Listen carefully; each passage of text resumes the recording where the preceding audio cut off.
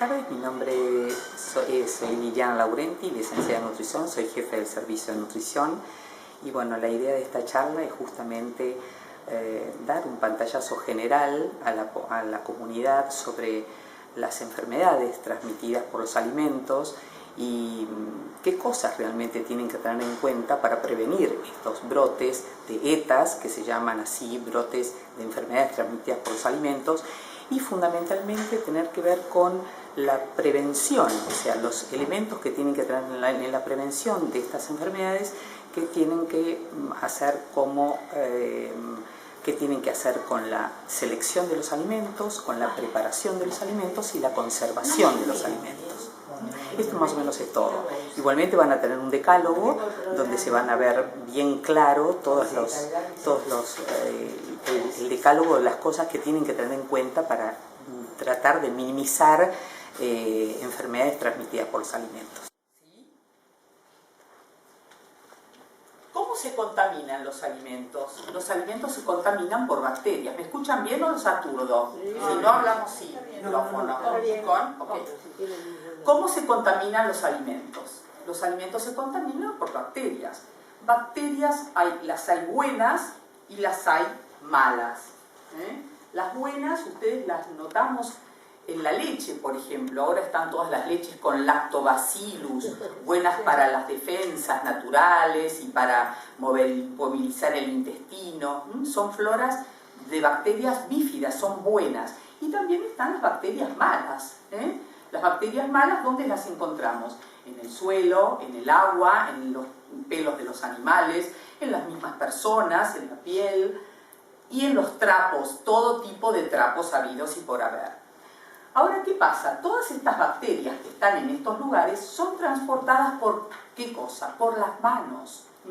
Las manos es el primer transportador de bacterias. ¿A quién? A todos lados, pero fundamentalmente a los alimentos. También son transportados por la ropa, por ello nosotros nos cambiamos acá, nos llevamos. Yo a veces veo todos los residentes que van con los guardapolvos por las calles y llevan y vienen y tocan enfermos. Dios mío, esto no se debería hacer, porque las bacterias quedan pegadas acá. Esto es nuevito, Y en los utensilios específicamente de cocina, que es donde vamos a manipular, porque estamos hablando de seguridad alimentaria. ¿Y qué pasa? Estas bacterias que están acá son transportadas por las manos y estos pasan a los alimentos y por contaminación produciendo las famosas ETA. Las ETA, que es la sigla que quiere decir enfermedades transmitidas por los alimentos. Si el alimento por ahí no está contaminado, pero nosotros lo contaminamos con una mala manipulación, ¿sí? Ahora veamos sucintamente cuáles son las bacterias más importantes que pueden producir estos brotes de ETAs, de estas enfermedades. La salmonela, que muchas veces ustedes han escuchado nombrar. La salmonela está en el huevo crudo, en la mayonesa casera. ¿Cuántos de nosotros habremos hecho la riquísima mayonesa de nuestras abuelas? Pero eso no se debe consumir porque podemos tener una salmonelosis. La salmonela está en las materias fecales, en las aguas contaminadas, en los insectos y son transmitidas a través del mal lavado de manos. La Escherichia coli, también bastante nombrada, la Escherichia coli también está en la materia fecal. ¿Y cómo se transmite? Por un mal lavado al manejar carnes crudas y también al comer carnes crudas. Por eso es tan importante reafirmar en la población que las carnes tienen que estar cocidas, nada que muja. Nada que muja.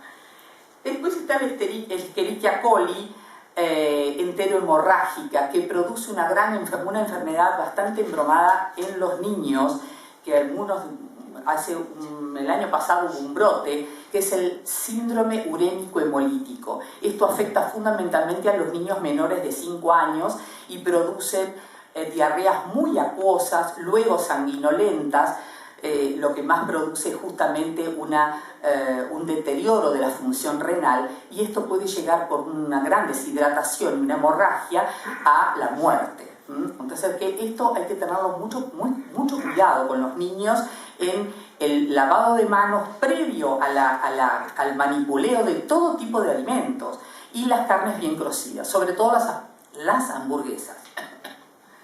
Y el Staphylococcus aureus en realidad no está en la materia fecal, pero está ¿en dónde? En las vías aéreas superiores, saliva, nariz, garganta. ¿Y cómo se produce? Justamente también por un mal lavado de manos, toso y toco el alimento. Estornudo. Yo a veces me pongo a pensar tantas panaderías que son divinas y muy lindas, que tienen expuesto las facturas, las masas a la intemperie. Viene uno con un perro, huele, pasa alguien con estornudo y estornuda, y las gotitas van quedando ahí. Por supuesto que no todo el mundo se intoxica, estaríamos todos intoxicados, pero tienen que ver dos cosas. Primero, la carga bacteriana, porque a lo mejor yo dejé la factura ahí arriba, recién la puso el pastelero, pasó uno, estornudó, yo me la llevé y es poquito lo que no me doy cuenta, ¿sí? Pero el bacteria está, pero en menor cantidad. Y yo estoy fuerte, no tengo mis defensas bajas y no me pasa nada. Pero ¿qué pasa si la factura no se vendió hoy, sino mañana? Y pasa una persona que está bajo un tratamiento de quimioterapia o un cáncer o recuperándose de una enfermedad, tiene las defensas muy bajas. Esta persona seguramente, como tiene y se la lleva, tiene una carga bacteriana muy alta para su grado de defensa. ¿Está claro? Todo depende de la cantidad y la carga bacteriana que tenga el alimento contaminado y cómo estemos nosotros, ¿sí?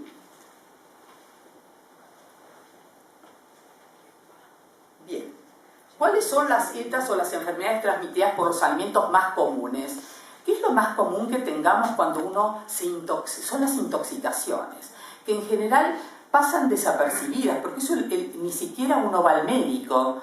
Se levanta después de una fiesta, comió un sándwich o una torta que seguramente estaba con bacterias, y una diarrea galopante en 24 horas o 48, y vómitos y fiebre y distensión abdominal, gases. Y uno no puede entender, pero y a lo mejor en la familia pasan 2 o 3 personas, pero a lo mejor le pasa a uno solo. Pero qué raro, yo también comí. ¿Eso qué pasa? La porción de torta o de sándwich que comí tiene una carga bacteriana alta y por eso me produjo la diarrea o el vómito o la distensión abdominal, etc. ¿Sí? Esto es lo más común que tengamos. Pero también la hepatitis A es algo que se puede prevenir haciendo una buena prevención de manipuleo de alimentos. Por eso es muy importante saber dónde nos sentamos a comer. Qué buenas prácticas de manufacturas tienen los cocineros. Nosotros acá en Fleni, acá tenemos justamente, hay un sector en mi servicio donde se dedica justamente a ver la calidad y las buenas prácticas de manufactura que tengan los cocineros. Porque de eso depende la salud, porque nosotros no nos tenemos que olvidar que acá manejamos enfermos con defensas bajas. Entonces hay que extremar los recaudos para que no enfermar más al enfermo de lo que ya viene, digamos, padeciendo, ¿sí? El cólera, ustedes lo conocen, ha habido grandes epidemias de cólera por aguas contaminadas, y el botulismo. Podemos citar muchas más, la triquinosis, la marea roja por moluscos, pero básicamente son estas las que les mencioné. Estas son enfermedades que pueden ser transmitidas por alimentos. Ahora bien, ¿qué tenemos que tener en cuenta? ¿Cuáles pautas yo les quiero dejar? Que ustedes se vayan a su casa y decir, bueno, sí, tengo que tener en cuenta esto. Son 3 pilares los que me van a prevenir, los que me van a ayudar a prevenir la contaminación de los alimentos. Una, y es básica, es la selección de los alimentos. Todo parte en qué alimento compro, qué compro, dónde compro, cuándo, el vencimiento. Bueno, ya lo vamos a ver. Segundo, ¿qué compro? O sea, la selección. Segundo, la preparación. ¿Cómo lo preparo? Y segundo, ¿cómo lo conservo lo que preparo? Con respecto a los productos que tengo que seleccionar, es muy importante tener en cuenta en primera medida la fecha de elaboración, pero también tiene que estar dada dentro de la fecha de elaboración la fecha de vencimiento. Si no tengo la fecha de elaboración, pero sí tengo el vencimiento, da igual. Pero a veces no tengo la fecha de vencimiento y tengo la elaboración. Y en un lácteo hay que tener en cuenta, porque no es lo mismo un lácteo que un alimento, un arroz o un alimento no perecedero, ¿sí? Después en las latas hay que tener en cuenta las latas que no estén abolladas, que no estén oxidadas, que no estén hinchadas, y también la procedencia. Hay una cosa que vieron que la gran mayoría de los alimentos tienen un código de barras. El código de barras, el primer número, el código de barras está, tiene determinados, exactamente son 13 números. El primer número es el país de origen, el número 7 es la Argentina.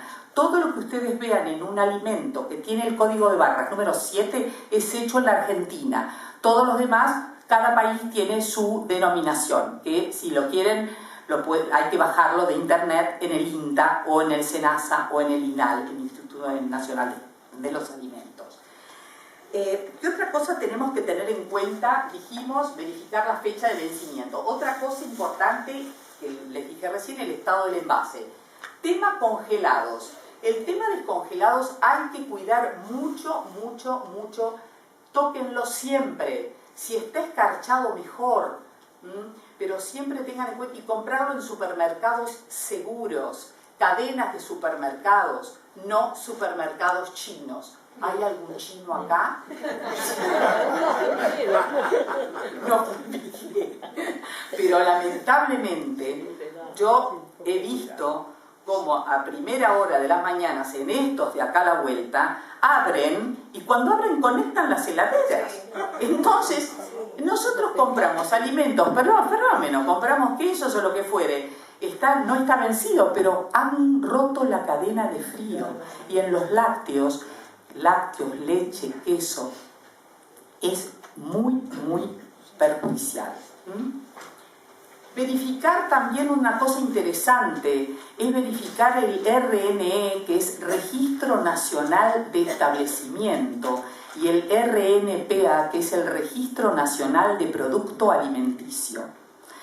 Muchas veces ustedes pueden encontrar en las dietéticas que Doña Rosa hace budincitos dietéticos y los ponen en un lindo celofán y los venden en esos y se los dejan para que los compren. Pero ¿qué pasa? No tienen el Registro Nacional de Establecimientos porque no es un establecimiento. Ella lo hace en la cocina de su casa. Entonces, esos productos le pueden decir, sí, son caseros. Caseros sí, porque los hace en su casa, pero no tiene la reglamentación sanitaria que asegure la calidad y la seguridad alimentaria. Así que hay que tener mucho cuidado con los alimentos que se compren, que no tengan los registros pertinentes, ni del establecimiento ni del producto alimentario. Esto lo da el SENASA, que es el organismo que garantiza y certifica la sanidad y calidad agropecuaria de todos los alimentos, sean carnes, sean lácteos, sean pollos, sean pescados. Bueno, esto se los acabo de decir, todas las carnes y huevos deben tener el sello del SENASA. Esto es bastante complicado porque ustedes van, de por sí, si van a una carnicería de barrio, las carnicerías no podrían estar habilitados por el gobierno de la ciudad o por el gobierno nacional, una carnicería al público, y ninguno de estos supermercados, ni Coto, ni Carrefour, Disco, todas las carnes son envasadas y ustedes van a ver que tienen el sello del SENASA. Hablo de carnes que a lo mejor se compran afuera, o de, como digo yo, a último acá, no comprar alimentos que tengan dudosa procedencia, quesos caseros, el señor con la canasta en las ferias artesanales, salames caseros. Atenti con esto, vaya a saber, sabrá Dios dónde están esas vacas y qué controles tienen las vacas con que son hechos estos salamines.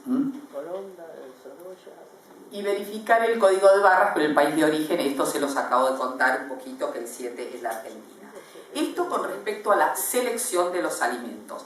Ahora, ¿qué tenemos que tener en cuenta para evitar la contaminación con respecto a la preparación de los alimentos.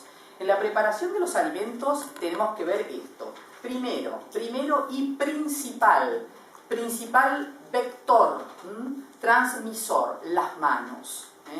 Lavarse bien las manos, no un lavadito y nada más y con agua. Las manos tienen que lavarse bien, restregándose los dedos hasta los puños, las muñecas, con detergente o agua o jabón, pero siempre lavarse bien y con agua tibia o caliente, siempre antes y después de preparar alimentos. Otra cosa muy importante es cuando se van a comer las verduras crudas. ¿Me escuchan bien? Porque a veces me alejo. Las verduras crudas, lavar bien las verduras crudas con agua segura. Agua segura es agua potable. Si están en un lugar donde no saben si el agua es segura, si el agua es potable, deben clorarla o deben hervirla. 5 minutos de hervido y a temperatura después ambiente para lavar las verduras y frutas que se van a comer crudas, o si no directamente colocar apenas 2 gotas por litro de lavandina es suficiente para clorar el agua y lavarlas, ¿sí? Es muy fácil, pero tenemos que tener la tranquilidad de que estamos higienizando nuestras verduras y frutas que vamos a consumir crudas con agua segura, ¿sí? ¿Señor? No. Ah, bien. No, porque le iba a decir que las preguntas al final, si no se descontrola un poco. Gracias. Evitar la contaminación cruzada. ¿Qué quiere decir esto de contaminación cruzada? Esto es evitar el contacto de los alimentos crudos con los cocidos. Es decir, crudos puede ser, bueno, entonces puedo tocar la carne, el bife, me estoy haciendo un bife con ensalada y los toco, los dos son crudos, ¿no? Porque la carne puede tener Escherichia coli y se va a morir cuando yo la cocine a 80 grados. Pero la lechuga y el tomate se la voy a comer cruda. Entonces yo la puedo lavar bárbaro, me lavo las manos, lavo todo con agua segura y resulta ser que lo pongo al lado de la carne y toco la carne y se contaminó. Y lo mismo pasa al guardarlo en la heladera. Nunca guardar lo cocido arriba de lo crudo. Digamos, siempre es al revés. Si yo tengo una carne, que en realidad está bien así, si yo tengo una carne que traigo del supermercado y lo pongo en un plato y por ahí, o lo saco del freezer a la heladera y por ahí me chorrea algo, y abajo de eso, en la bandeja de abajo de la heladera, pongo una gelatina, y si la sangre chorrea a la gelatina se contaminó. Entonces, a eso llamamos contaminación cruzada. No juntar, no pegar, tanto durante la cocción, durante la preparación, como en la conservación. Y evitar el contacto con insectos y animales domésticos. Es bastante habitual que tengamos, o tengan algunos, animales dando vueltas mientras cocinamos. Los pelos dando vueltas por la cocina. Esto todo. Recuerden que las bacterias nocivas, las bacterias malas, como el colesterol bueno y malo, las malas están en el suelo, en el agua, en los pelos de los animales. Entonces hay que tener mucho cuidado en esto. Tenemos que tratar de minimizar riesgos de contaminación cuando seleccionamos, cuando preparamos y cuando conservamos. ¿Qué otra cosa tenemos que ver? Un tema básico, utilizar siempre papel descartable, el famoso rollo de cocina. Los trapos rejilla o se guardan limpios y secos y se lavan con lavandina, que es muy difícil, y lo sé, en mi casa pasa.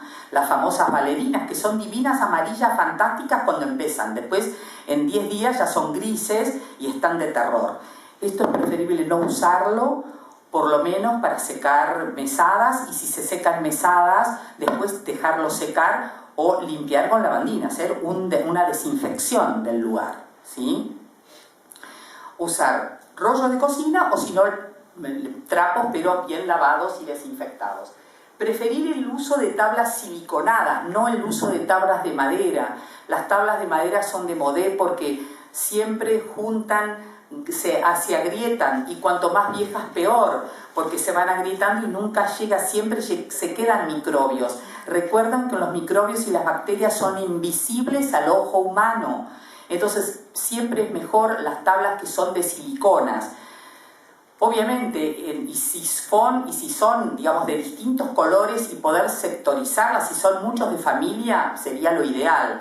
Las verdes para verduras y frutas, las rojas para carnes, las blancas para pescados, las amarillas para todo lo que es pastelería, panes y harinas.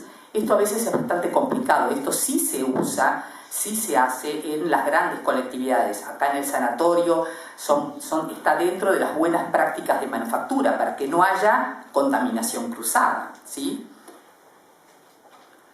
Evitar fumar, ¿no? Fumar, cabello corto, cuando se maneja alimentos, cabello corto recogido, uñas cepilladas, sin esmalte. Todos estos son factores que pueden traer contaminación a los alimentos. Desde ya las cenizas es un factor contaminante. Cocinar muy bien todo tipo de carnes. Si no tenemos termómetro, como dije recién, que no sangre.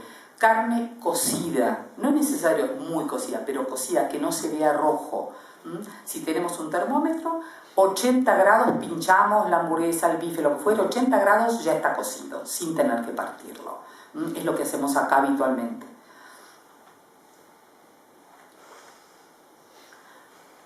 Y ahora pasamos a la conservación. Una cosa muy importante es tener en cuenta la temperatura de conservación. La temperatura, generalmente no conocemos cuáles son las temperaturas a las que debemos conservar los alimentos. Y estos lo tienen ahí clarito. Las carnes, sean rojas o de pollo, tienen que ir entre 0 a 4 grados, mientras los pescados, que son más lábiles, de 0 a 2, las verduras de 4 a 9, por eso van generalmente en la parte de abajo, si no se congelarían, los lácteos entre 2 a 8 y los congelados a menos 18.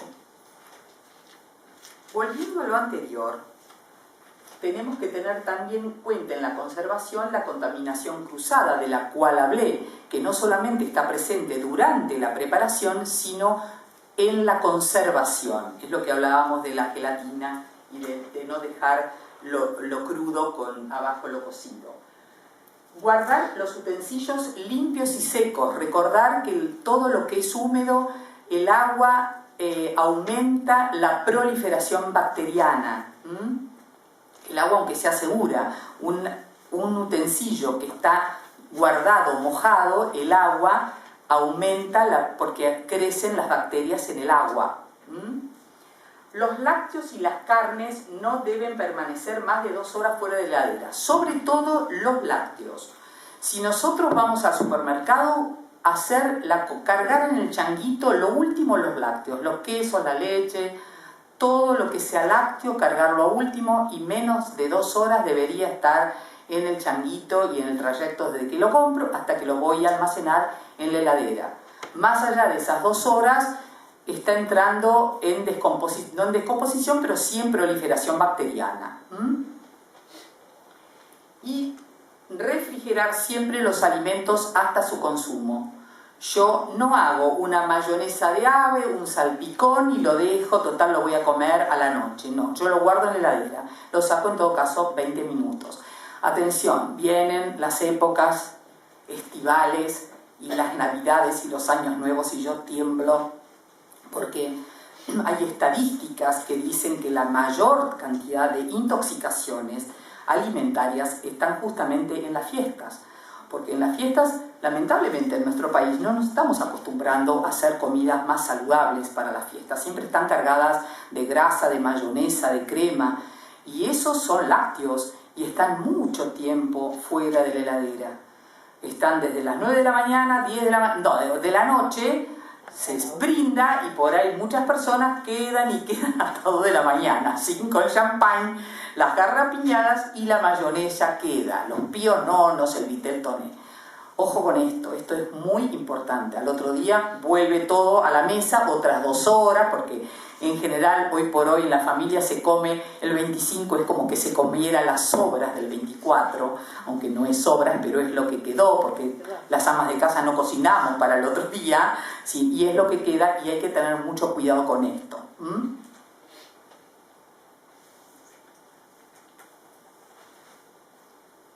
Estas son algunas entidades que me gustó ponerlas simplemente a título informativo, algunas entidades que regulan la calidad sanitaria de los alimentos. Uno de ellos es el INAL, como su sigla lo dice, Instituto Nacional de los Alimentos, el SENASA, que es el Servicio Nacional de Sanidad y Calidad Agroalimentaria, agropecuaria, en realidad agroalimentaria, que es, como yo les decía recién, el organismo que garantiza y certifica la calidad de todos los alimentos, sobre todo cárnicos, fiambres, carnes rojas, carne de pollo, pescado, huevos.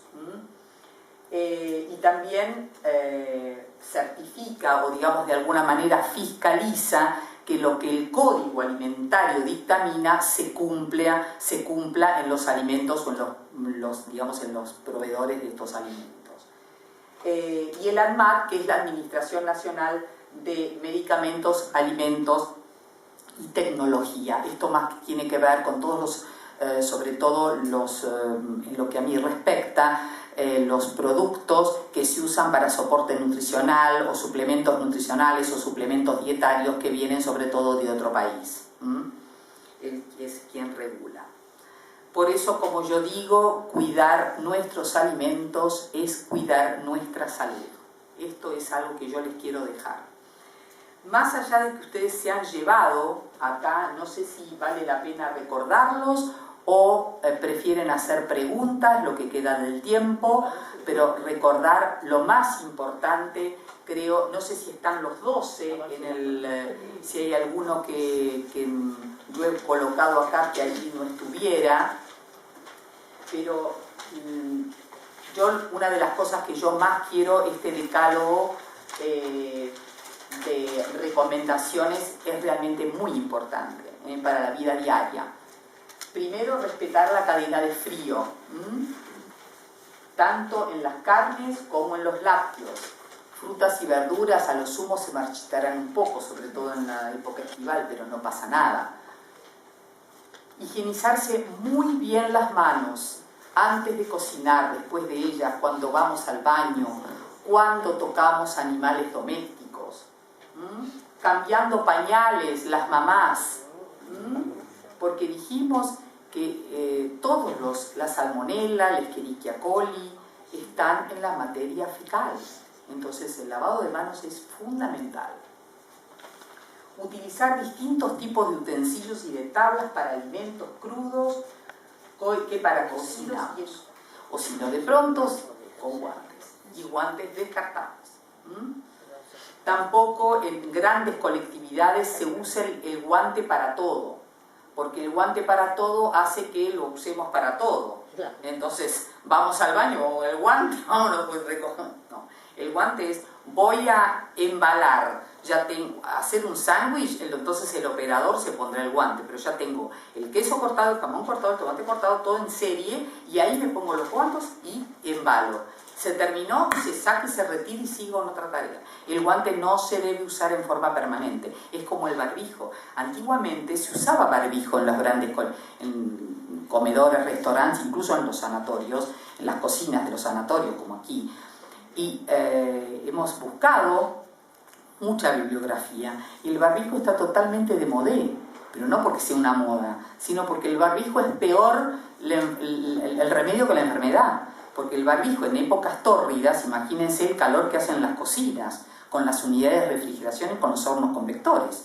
Entonces, con el barbijo lo único que hacen es que el cocinero, las gotas de transpiración puedan caer. Entonces es preferible que se vaya, digamos, poner aires acondicionados como se tienen y que que no tengan barbijo. Eso sí, se hace permanentemente capacitación. Así como yo me pongo al frente de ustedes y los informo, también hay que informarlos y hay que compenetrar a la gente, a la brigada de cocina, de la importancia que tienen las buenas prácticas de manufactura y cómo minimizar riesgos de contaminación que puede ser muy nocivo para nuestra población asistida. Y para lo que come acá, porque también comemos los médicos.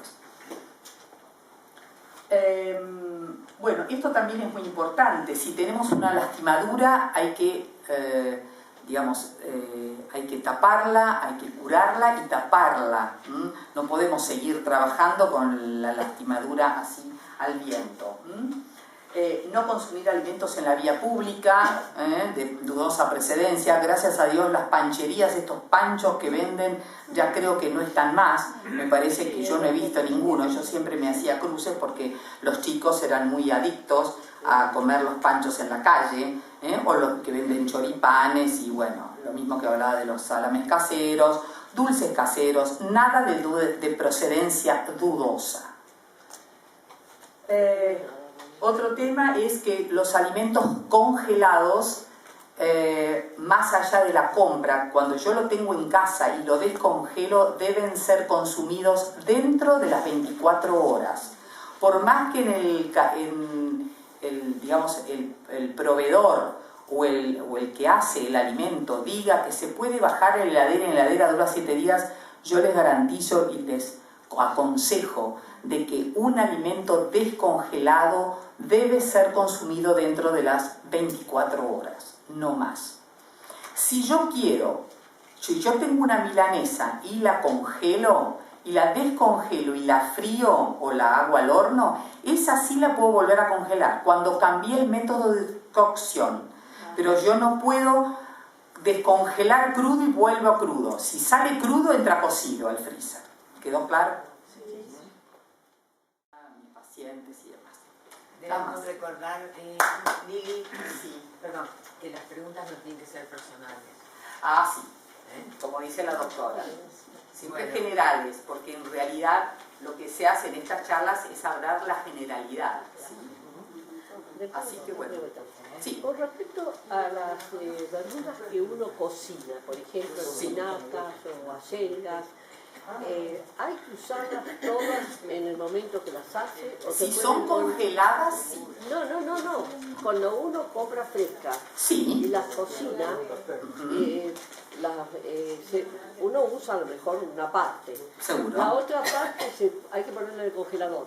Si usted la come fresca y no la va a comer toda, es preferible guardarla en el congelador, en el freezer.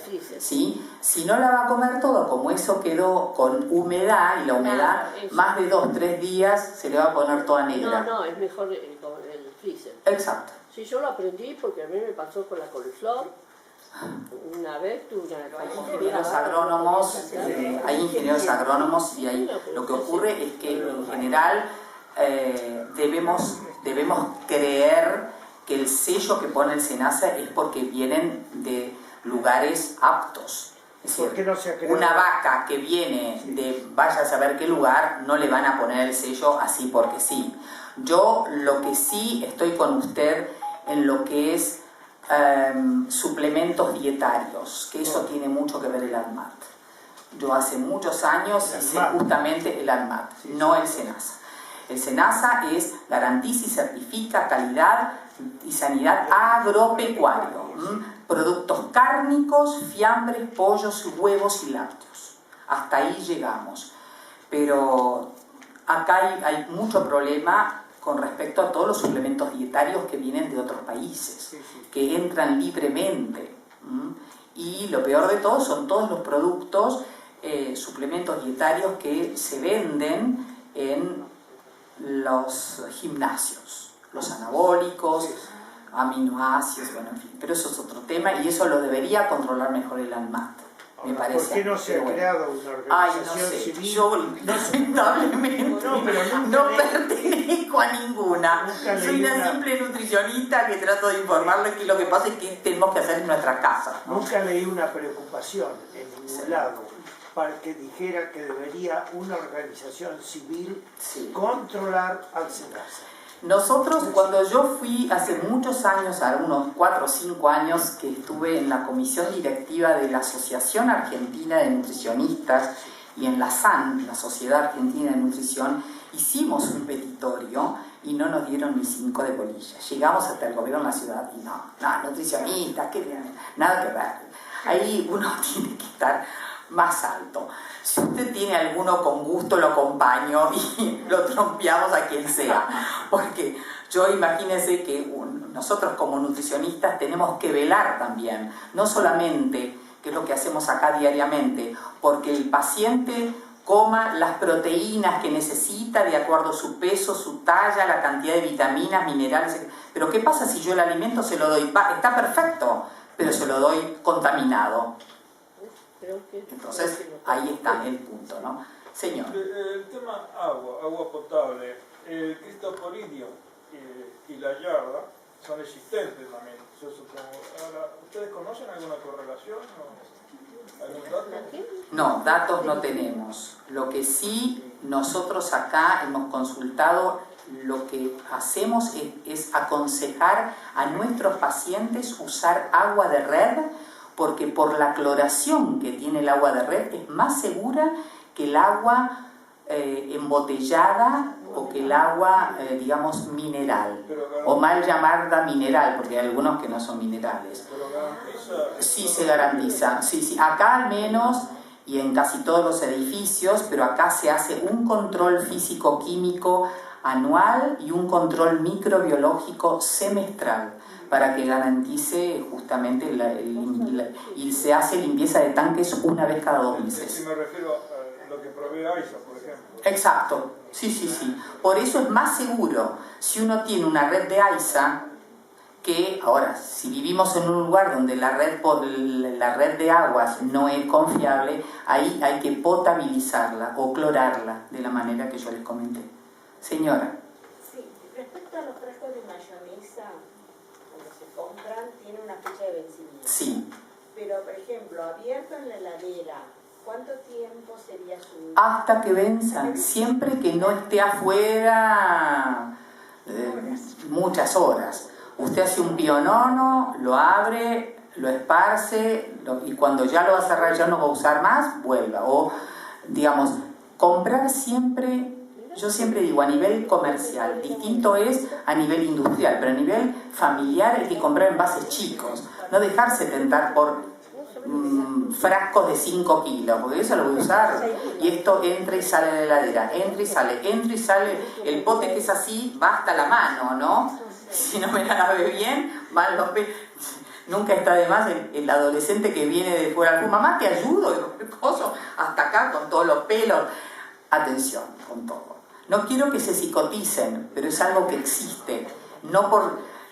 cualquiera de nosotros seguramente hemos cometido errores en toda esta cantidad de recomendaciones que yo les he dado y no por eso nos enfermamos, pero tengamos en cuenta que podemos estar presentes frente a una intoxicación si nuestras defensas son bajas.